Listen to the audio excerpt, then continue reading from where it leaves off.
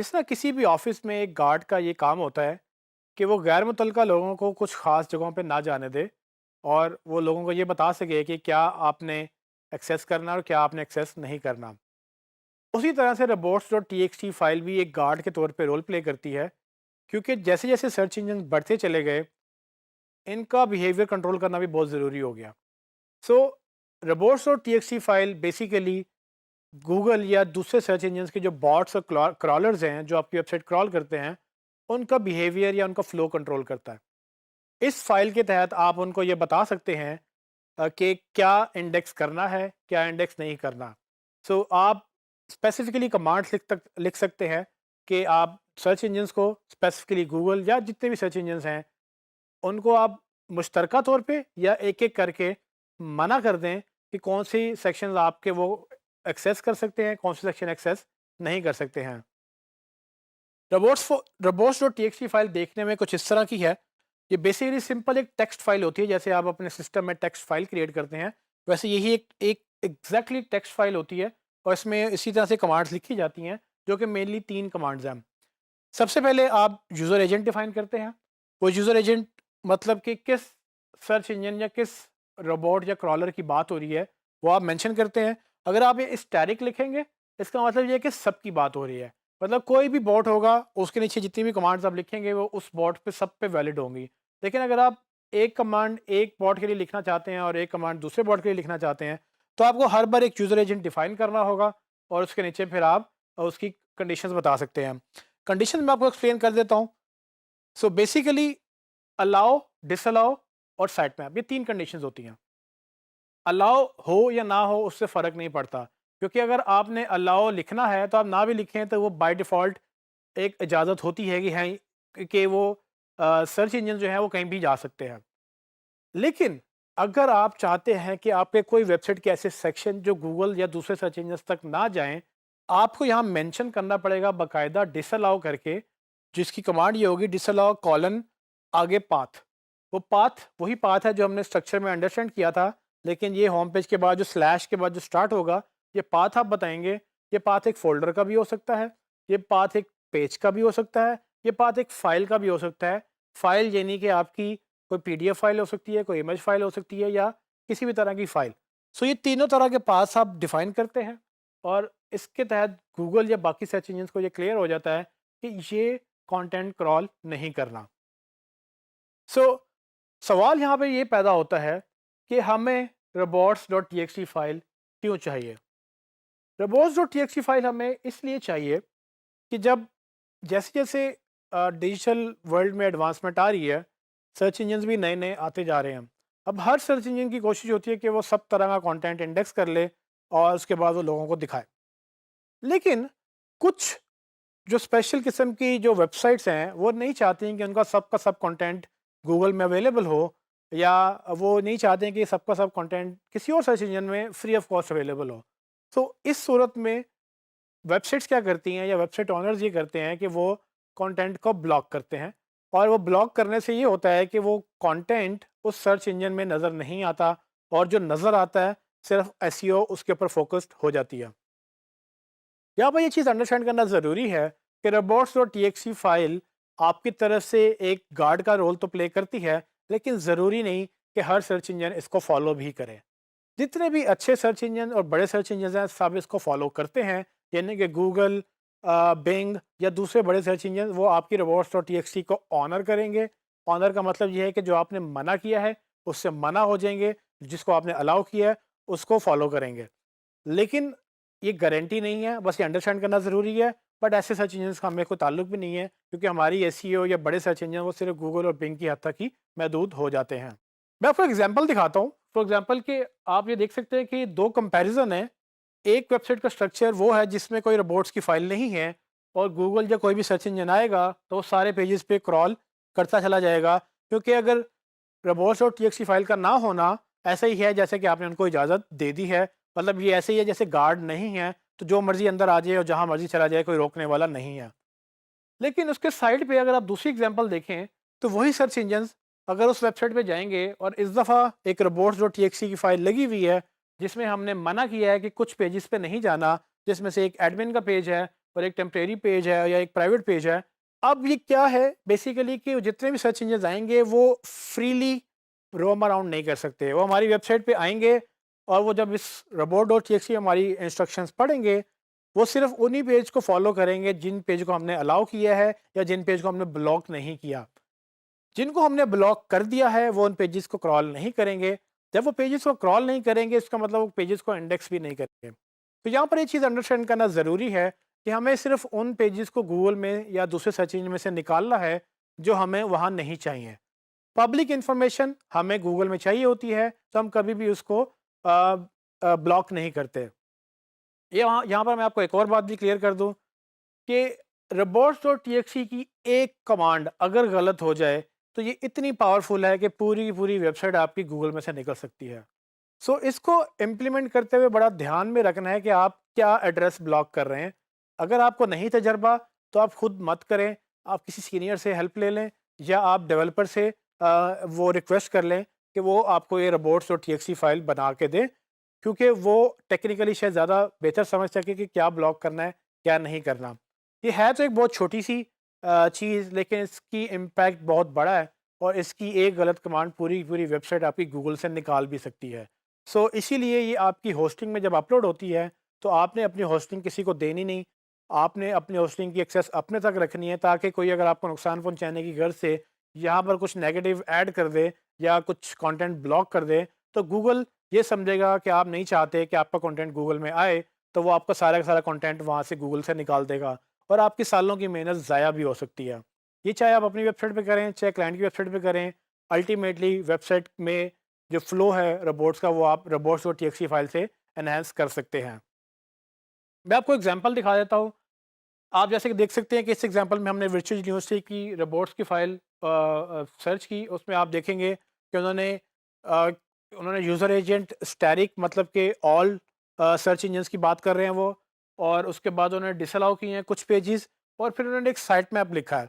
Site map basically ये वो XML site map है जो हमने पहले डिस्कस किया था कि आप एक्सएमएल साइट मैप क्रिएट करेंगे और उसको गूगल सर्च कंसोल में ऐड करेंगे। लेकिन गूगल सर्च को या दूसरे रोबोट्स को अपने साइट मैप तक रसाई देने का एक तरीका और ये भी है कि आप रोबोट्स फाइल में अपने साइट मैप लिखकर आगे साइट मैप का यूआरएल डाल दें तो वो एक्सएमएल साइट मैप वहाँ से भी पिक कर सकते हैं। तो बेसिकली 3 कमांड्स कि आपका अलाउ, डिसअलाउ और साइट मैप, ये तीनों चीज़ें आप अपनी यूज़ करते हैं robots.txt के अंदर। और इसमें अलाउ डालें ना डालें ज़्यादा फ़र्क नहीं पड़ता, क्योंकि अलाउ होना का मतलब भी इजाज़त है जाने की और अलाउ ना होने का मतलब भी इजाज़त है जाने की। सिर्फ ब्लॉक करने की इजाज़त नहीं देनी आपने। आपने उन पेजेस को बाकायदा तौर पे ब्लॉक करना है जहाँ पर आप चाहते हैं कि ये यहाँ पर अपने आपके बोट्स मत जाएँ। सो ये तो वर्चुअल यूनिवर्सिटी एग्जांपल हुई, लेकिन आप हैरान होंगे कि फेसबुक और गूगल जैसी बड़ी-बड़ी वेबसाइट्स भी अपनी robots.txt को बड़ा सीरियसली लेती हैं। ये आप फेसबुक की robots.txt फाइल देख सकते हैं, उसका यूआरएल भी आपको नज़र आ रहा होगा। आप इस यूआरएल को विज़िट करें तो आप देखेंगे कि उन्होंने क्या-क्या ब्लॉक किया हुआ है और ये कितनी कॉम्प्लेक्स हो सकती है ये robots.txt फाइल, कि इसमें बाकायदा मेंशन करें कि किस सर्च इंजन को क्या अलाउ करना है, किस सर्च इंजन से क्या ब्लॉक करना है। इसी तरह से गूगल भी नहीं चाहता कि उसकी बहुत सारी इन्फॉर्मेशन बाकी क्रॉलर्स इंडेक्स कर लें, तो वो उनको भी कंट्रोल करना चाहता है। तो ये गूगल की robots.txt फाइल है जिसको आप तसल्ली से ब्राउज़ कर सकते हैं, बल्कि डाउनलोड करके इसको स्टडी भी कर सकते हैं। ये आपके लिए एक बड़ी अच्छी लर्निंग एक्टिविटी होगी कि गूगल कौन-कौन सा कंटेंट अपना ब्लॉक करना चाहता है और किस-किस सर्च इंजन से ब्लॉक करना चाहता है। ये एग्जांपल्स आपको हेल्प करेंगी क्योंकि ये बड़ी एडवांस इम्प्लीमेंटेशन है। लेकिन अगर आप सिंपलेस्ट फॉर्म में देखें तो आपको सिर्फ जैसे वीजू का आपने साइट मैप robots.txt फाइल देखी, आप वैसे ही अपनी एक सिंपल सी robots.txt फाइल जनरेट कर सकते हैं और उनमें सिर्फ वही कंटेंट ब्लॉक करें जो आपको गूगल में नहीं चाहिए। अब सवाल ये पैदा होता है कि ये robots.txt फाइल क्रिएट कैसे की जा सकती है। इसके भी बहुत सारे ऑनलाइन टूल्स अवेलेबल हैं। मुझे जो एक टूल पसंद है वो इंटरनेट मार्केटिंग निंजा का robots.txt जनरेटर है। मैं आपको अभी एक लाइव डेमो दे सकता हूँ कि ये किस तरह से काम करता है और आप इसको यूज़ करके कैसे एक robots.txt फाइल जनरेट कर सकते हैं। जब आप जनरेट कर लेंगे उसके बाद उसको अपलोड कर लेंगे। आइए देखते हैं। मैं गूगल पे जाऊँगा और यहाँ जाकर robots.txt जनरेटर लिखकर मैं सारे जनरेटर सर्च कर सकता हूँ। आप देखेंगे कि इसमें एसईओ बुक का एक टूल है, उसमें काफ़ी और भी टूल्स आपको नज़र आ रहे हैं। लेकिन जो मेरा फेवरेट है वो इंटरनेट मार्केटिंग निंजास का रोबोट टेक्स्ट जनरेटर ये मैं इसको बड़ी रेगुलरली यूज़ करता हूँ, तो मैं रिकमेंड करूँगा आप भी इसको यूज़ करें। लेकिन आप बाकी भी यूज़ कर सकते हैं, आपको एक्सटेंशन भी मिल जाएँगी, आपको और भी टूल मिल जाएँगे। मैं रोबोट्स टेक्स्ट जनरेटर के पेज पे जाऊँगा, यहाँ पर आपको कुछ इस तरह से ये पेज नज़र आएगा, जिसमें ये नीचे कुछ ऑप्शंस दी हुई हैं। इसमें अगर आपके पास कोई फ़ाइल ऑलरेडी जनरेटेड है, तो आप उसको अपलोड कर सकते हैं। लेकिन चूँकि मैंने एक नई फ़ाइल जनरेट करनी है, तो मैं यहाँ से ये ऑप्शंस यूज़ करूँगा और यहाँ पर मैं देखूँगा कि पहली ऑप्शन में पूछ रहा है कि आपने अलाउ करना है या डिसअलाउ करना है। जैसे कि मैंने पहले कहा कि आप अलाउ करें, ना करें एक ही बात है, लेकिन अगर आपने डिसअलाउ करना है, तो आपने बाकायदा मेंशन करना है कि मैंने ये चीज़ ब्लॉक करनी है। तो फॉर एग्ज़ाम्पल मैं चाहता हूँ कि जी मेरी सर्विसेज़ का पेज गूगल में मत आए, तो मैं डिसअलाउ की कमांड सेलेक्ट करूँगा। उसके बाद मैं यूज़र एजेंट बताऊँगा, वो काफ़ी ज़्यादा यूज़र एजेंट ऑलरेडी मेंशन्ड है। ये वो बॉट्स हैं उन डिफरेंट सर्च इंजन्स के जिन नामों से वो उनको यूज़ करते हैं। आपको अगर स्पेसिफिकली किसी एक बॉट के अगेंस्ट ब्लॉक नहीं करना, तो आप क्या करेंगे, आप स्टैटिक रखेंगे, तो ये सब के लिए एक वैलिड कमांड होगी और उसके बाद आप यहाँ डायरेक्टरी बताएँगे कि क्या ब्लॉक करना है, क्या नहीं। तो स्लैश का मतलब ये मेरी होम डायरेक्टरी है, अगर मैं सिर्फ स्लैश करूँगा तो मेरी पूरी की पूरी वेबसाइट जो है वो डी इंडेक्स हो सकती है। तो यहाँ पर मैं एक्चुअली पाथ दूँगा सर्विसेज़ के पेज का और उसकी डायरेक्टरी का, और उसको मैं ऐसे स्लैश सर्विसेज़ स्लैश लिखूँगा। इससे ये होगा कि सिर्फ़ और सिर्फ़ मैं ये चाहता हूँ कि इस पाथ के ऊपर और उसके बाद आने वाले जितने भी पेजेज़ होंगे वो सब गूगल में से निकल जाएँ। तो मैं इसको ऐड डायरेक्टरी जब ये मैं लिख लूँगा, तो मैं इसको ऐड डायरेक्टरी पे क्लिक करूँगा, तो देखेंगे कि वो मुझे नीचे उसने फ़ौरन एक उसका लाइव डेमो दिखा दिया कि यूज़र एजेंट स्टैटिक मतलब सब यूज़र एजेंट्स के लिए एक ही कमांड है और उसको डिसअलाउ करना है, क्या सर्विसेज़ पेजेज़ को। उसके बाद इस तरह से आप मज़ीद डायरेक्टरी ऐड कर सकते हैं। मैं अगर सेम ऐड डिसअलाउ करूँ कि मैं अबाउट का page about.html single page disallow करना चाहता हूँ, तो मैं वो भी डायरेक्टरी ऐड कर दूँगा और इस तरह से जैसे मैं ऐड करता जाऊँगा वो नीचे मुझे शो करता जाएगा। इसके बाद अगर मेरा एक्सएमएल साइट मैप है, जैसे कि आपको पता है कि मैंने एक साइट मैप बनाया था, तो मैं उसको भी यहाँ पर ऐड कर सकता हूँ। usman.co साइट मैप का जो भी यूआरएल आप यहाँ लिखेंगे, मैं अभी फ़िलहाल sitemap.xml ही लिख रहा हूँ ताकि आपको समझ आ जाए। और इसके बाद मैं इसको अपडेट का बटन दबाऊँगा, तो आप देखेंगे कि वो उसने सारे वो कमांड्स लिखी यूज़र एजेंट्स के लिए कि किसको एक्सेस करना है, किसको नहीं। लेकिन साथ ही उसने मेरे साइट मैप का भी एड्रेस दे दिया ताकि जब भी कोई यहाँ से क्रॉलर आए, तो मेरे साइट मैप को वो क्रॉल कर सके। तो आप भी इस तरह से अपनी वेबसाइट या अपने क्लाइंट की वेबसाइट जो है वो उसके लिए robots.txt फाइल जनरेट कर सकते हैं, अगर वो ऑलरेडी क्रिएटेड नहीं है। तो जहाँ से इसको आप कॉपी करें, उनके सर्वर पे जाएँ, होम डायरेक्टरी में जाकर एक टेक्स्ट फाइल क्रिएट करें, उसमें यहाँ इसको पेस्ट कर दें। सो ये आपकी रोबोट्स फाइल जैसे जनरेट हो जाएगी और इसको आप फिर यूज़ कर सकेंगे। जैसे ही आप इसको अपलोड कर देंगे, इसके बाद जो भी बॉट्स आपकी वेबसाइट क्रॉल करने आएँगे, वो पहले इसको फ़ॉलो करेंगे और इसमें देखेंगे कि आपने क्या ब्लॉक किया, क्या नहीं। जैसे ही आपकी वो ब्लॉक की कमांड पढ़ेंगे, तो अगर उनके पास ऑलरेडी इंडेक्स था, तो उसको वो निकाल देंगे, और अगर नहीं था, तो उसको वो क्रॉल ही नहीं करेंगे। जैसे कि आपने देखा कि robots.txt फाइल का कितना इम्पोर्टेंट रोल है आपकी वेबसाइट के ऊपर। एक गलत कमांड आपकी पूरी की पूरी वेबसाइट गूगल से निकाल सकती है। लेकिन ये एक बहुत अच्छा तरीका भी है कि अगर आपको कुछ ऐसे पेजेस गूगल में नहीं चाहिए जो प्राइवेट हैं, जो जो आपकी यूज़र से ताल्लुक़ नहीं रखते हैं, या जो ऐसे पेजेस हैं जो बेसिकली आप सिर्फ उन लोगों को एक्सेस देना चाहते हैं जिन्होंने आपको शायद पैसे दिए हों, अगर ये पेड मेंबरशिप वेबसाइट है, तो आप सब पेजेस गूगल में नहीं चाहेंगे। तो ये robots.txt एक बेहतरीन जगह है जहाँ से आप उसके फ़्लो को कंट्रोल कर सकते हैं, और गूगल इसको पसंद भी करता है, क्योंकि गूगल ये चाहता है कि आप वाक़ई में उसको सिर्फ़ वही पेजेस एक्सेस करने दें जो यूज़र के लिए बेहतरीन है।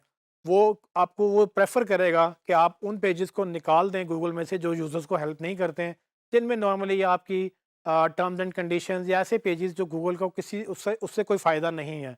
गूगल को फ़ायदा है आपकी प्रोडक्ट पेजेस से, आपके वैल्यू पेजेस से, मतलब आपके आर्टिकल से या आपके होम पेजेस से। तो मेक श्योर करें कि जो पेजेस आपको नहीं चाहिए, वो आप रोबोट्स के ज़रिए उसको गूगल में से निकाल दें, ताकि वो गूगल उन पेजेस पे फ़ोकस करने की बजाय सिर्फ़ उन पेजेस को क्रॉल करे जो गूगल में चाहिए।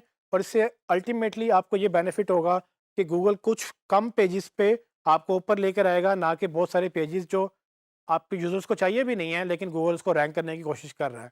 इससे थोड़ा-सा कचरा साफ़ हो जाता है, आपकी वेबसाइट का क्लटर जो है वो गूगल में नहीं आता, और जो आपका गूगल में वैल्यू पेजेस रह जाते हैं वो उसको ज़्यादा बूस्ट मिलता है। ये आपने अपनी वेबसाइट के लिए और जिन जिन वेबसाइट पे आप काम करेंगे उनके लिए यूज़ करना है। इसका अगेन एसईओ पे डायरेक्ट इम्पैक्ट नहीं है, लेकिन अगर आप इसको हर क्लटर मतलब कि आपके पेज का, आपकी वेबसाइट का हर पेज अगर गूगल में आना शुरू हो गया तो बहुत सारे इररिलेवेंट पेजेस भी होंगे, तो वो अल्टीमेटली आपकी एसईओ को हर्ट इस तरह से कर सकते हैं कि गूगल का फोकस हट जाएगा कि इंपॉर्टेंट पेजेस कौन से हैं और गैर ज़रूरी पेजेस कौन से हैं। आप गैर ज़रूरी को गूगल से निकाल दें और आप ज़रूरी पेजेस को एक्चुअली गूगल में इंडेक्स रखें और उनके ऊपर एसईओ करें।